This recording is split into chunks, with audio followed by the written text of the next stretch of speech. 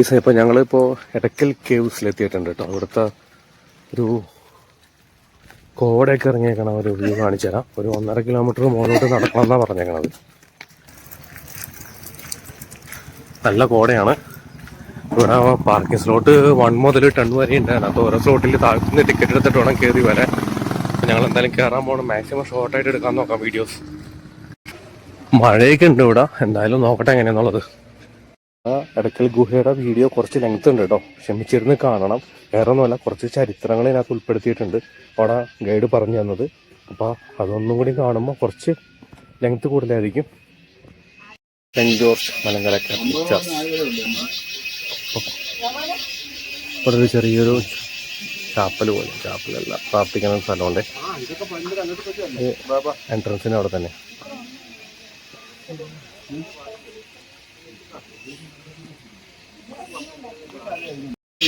മാതാവ് യേശുവിനെ മടിയിൽ ഇട്ടേക്കുന്നതാണ്, പാറയിൽ കുത്തി വെച്ചിരിക്കുന്നത്.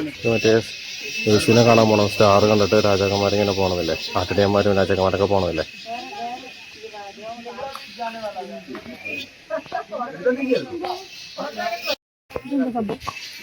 ഇത് പരിശുദ്ധാത്മാവ് ഇത് കൊടുക്കുന്നതാ മാതാവിന്. നമ്മൾ എടക്കൽ കേവ്സിലോട്ട് കയറുകയാണ് കേട്ടോ. 9 to 4 ആണ്. നല്ല കയറ്റമാണേ.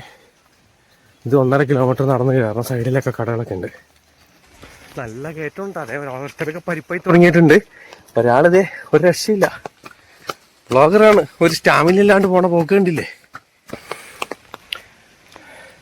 ഇതൊക്കെ കുറേ ഫോട്ടോഷൂട്ടുള്ള സ്ഥലമുണ്ട്. പക്ഷെ മഴയാകൊണ്ട് സമയമില്ല. ഇതൊക്കെ ചെറിയ താമസിക്കാൻ പറ്റിയ ചെറിയ ഹട്ടുകളൊക്കെ ഉണ്ട് കേട്ടോ. ഇത് താമസിക്കാൻ പറ്റിയൊരു ഏരിയ. കുരങ്ങന്മാരൊക്കെ ഉണ്ട് കേട്ടോ.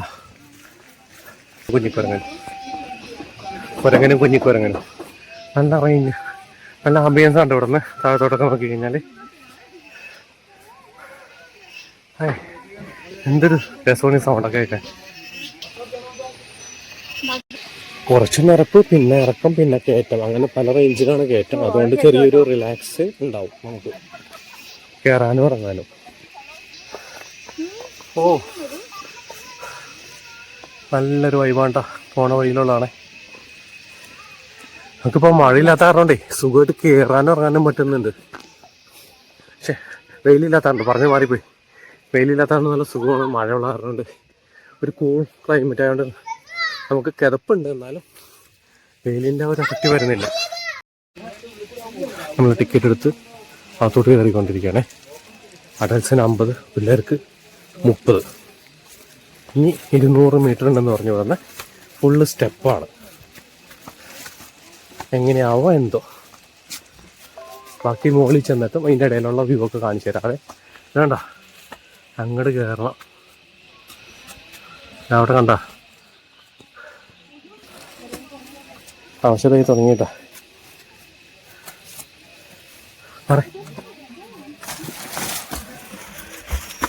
വെറൈറ്റി കളർ വെച്ച് കണ്ട. ഇത് വേ ഇന്നാണ്, അപ്പുറത്തെ വഴിയാണ് വേ ഔട്ട്. ഗൈസ് ഇതാണ് എടക്കൽ കേവ്. മുകളിലെത്തി നമ്മൾ ഓൾമോസ്റ്റ് കേട്ടോ. അട്ടയുണ്ട് കേട്ടോ. അതല്ല അട്ടവനെ വരവേണ്ട. ഇതിലെ അങ്ങോട്ട് കയറി മുകളിലോട്ട് പോകണം കേട്ടോ.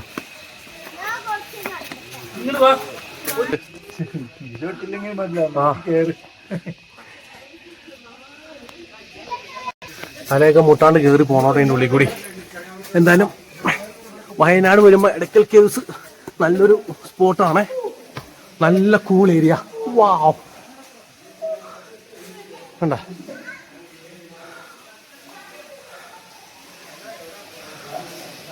ഇവിടെ നിന്ന് നിശബ്ദത പാലിക്കുക. പാറകളിൽ വരുന്നതും ഗുഹാചിത്രങ്ങൾ സ്പർശിക്കുന്നതും ശിക്ഷാർഹമാണ്.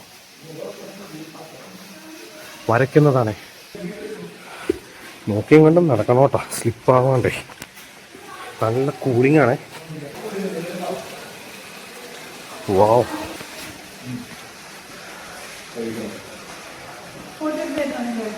ഇത് കിണറൊക്കെ ഉണ്ട് കേട്ടോ. അത് നിറഞ്ഞ് ഫ്ലോ ചെയ്ത് പോവുക. അപ്പൊ ഞങ്ങൾ മുകളിലോട്ട് കയറുകയാണ്. ഓ അവിടെ ഫോട്ടോ സെക്ഷൻ കാണേണ്ടി വരും.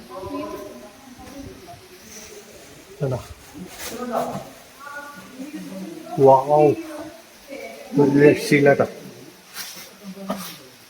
എന്റെ പൊന്നെ വേണ്ട, നല്ല രസമാണേ. ആ മുകളിലോട്ട് കയറി പോണം. അപ്പൊ അങ്ങോട്ട് കയറിയിട്ട് ബാക്കി വീഡിയോ കാണിച്ചു തരാവേ.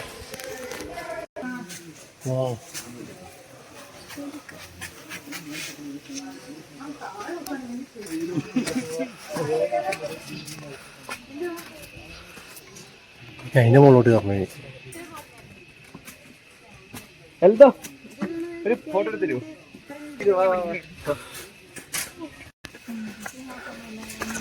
അവിടെ ഒരു ഡാമൊക്കെ കാണുന്നുണ്ട്, പുഴയെന്ന് തോന്നുന്നുണ്ട്. തമിഴ്നാട് ഏരിയക്കെന്നുണ്ട് കേട്ടത്. ആദ്യം ഈ സ്റ്റെപ്പൊന്നും ഇല്ലാത്ത സമയത്ത് ഇതിലേ കയറി വന്നുകൊണ്ടിരുന്ന വെച്ചത്. എന്ത് റിസ്ക് ആയത്.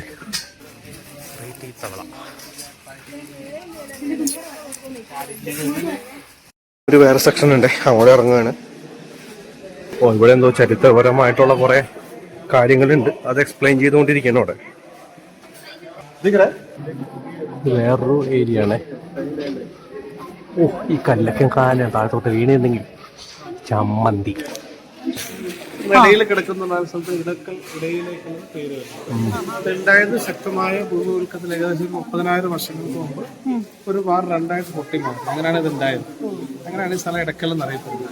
ഇവിടുത്തെ പ്രത്യേകത പല സമയത്ത് വിവിധ ആളുകൾ ഇവിടെ വന്നുപോയി താമസിച്ച എന്ന സ്ഥലമാണ് പ്രത്യേകത. അപ്പോൾ ഇവിടുന്ന് തുടങ്ങി. ഇവിടെ 2300 വർഷം പഴക്കമുള്ള എഴുത്തുകളായിട്ടാണ്. തമിഴ്, രണ്ടാമത് സംസ്കൃതം. ഫസ്റ്റ് ലൈൻ പറയുന്നത് ഒരുപാട് പുലികളെ കൊന്ന പ്രശസ്തനായ ഗോത്രത്താണ് അവിടെ ജീവിച്ചിരുന്നത്. രണ്ടാമത്തെ ലൈൻ പറയുന്നത് കുടിമ്പിയ ഗോത്രത്തിന്റെ പിന്തുടർച്ചക്കാരനായ വിഷ്ണുവർമ്മനാൽ എഴുതപ്പെട്ട ലിഖിതം എന്നാണ്. ഇവിടെ ഒരു ഗോത്ര രാജാവ് കൈകൾ ഉയർത്തി ഇവിടെ വെച്ചിരിക്കുന്ന ഗോത്ര. ഇത് മുൻഭാഗവും ഇത് പിൻഭാഗവും ഗോത്ര രാജാവിന്റെ. അതൊരു സ്ത്രീ, അതിന്റെ അപ്പുറത്ത് ഒരു കുട്ടി, അമ്മയും കുഞ്ഞും. അതേ ഭാഗത്ത് നോക്കാം മുകളിലായിട്ട് മയിലിട്ട് ഈ രണ്ട് സൂര്യനാണ്. സൂര്യനെന്ന് ആരാധിച്ചിരുന്നു. ചക്രനെ കണ്ടെത്തിയിട്ടില്ല. ഇതൊരു മനുഷ്യ മുഖം ഉണ്ടാവും. അതാണ് ഓക്കെ. 9,000 ഇതൊരു സ്ത്രീരൂപം.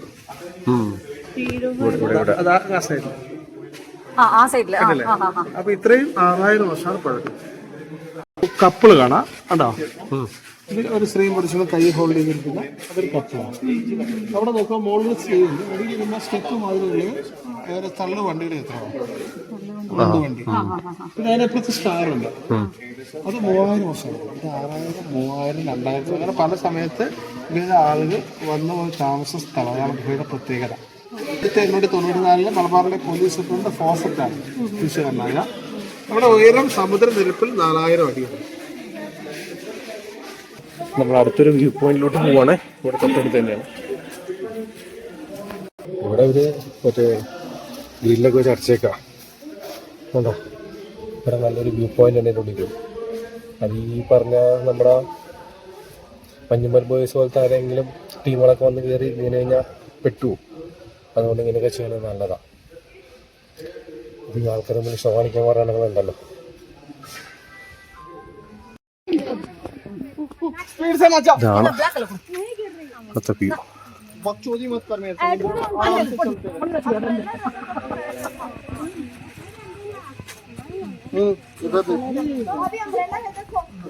ഇതിന്റെ മുകളിലോട്ടൊക്കെ കയറിയിട്ടുള്ളൊരു പരിപാടി ഉണ്ടായിരുന്നു. അത് അവർ സ്റ്റോപ്പ് ചെയ്യുന്ന പറഞ്ഞത് സേഫ്റ്റി സംബന്ധമായിട്ട്.